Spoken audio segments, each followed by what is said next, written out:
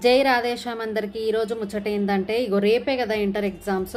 So inter exams రాసే వాళ్ళకి మంచి టిప్స్ అయితే ఇస్తున్నాను. సో ఫస్ట్ మీరు ఎగ్జామ్ హాల్కి వెళ్ళే ముందు ఖచ్చితంగా హాల్ టికెట్స్ అయితే తీసుకెళ్ళండి, మర్చిపోకండి. అది మాత్రం హాల్ టికెట్ తీసుకెళ్ళకపోతే మళ్ళీ మీరు అక్కడే హాల్ టికెట్స్ తీసుకురానందుకు లోపలికి పంపించారు కదా, సో అప్పుడే మీరైతే మొత్తము హోప్స్ అన్ని వదిలేస్తారు. సో అలా ఉంటుంది. టెన్షన్ పడకండి, అస్సలు టెన్షన్ పడకండి. కూల్గా రాయండి ఎగ్జామ్స్. మీరు టెన్షన్ పడితే ఉన్నవి కాస్త మర్చిపోతారు. సో అందుకనే కూల్గా రాయండి ఎగ్జామ్స్.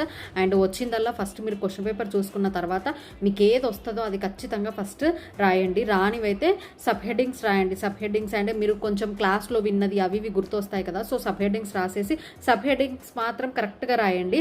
ఆ తర్వాత మ్యాటర్ మనకు నచ్చిందల్లా రాసుకోవచ్చు. అంటే నచ్చిందల్లా అంటే ఈవెన్ మీరు సినిమా అని అనుకుంటారేమో, అలా కాదు. దానికి తగ్గట్టుగా ఆ క్వశ్చన్కి తగ్గట్టుగా ఆన్సర్ ఏదో ఒకటి రాస్తే సరిపోతుంది.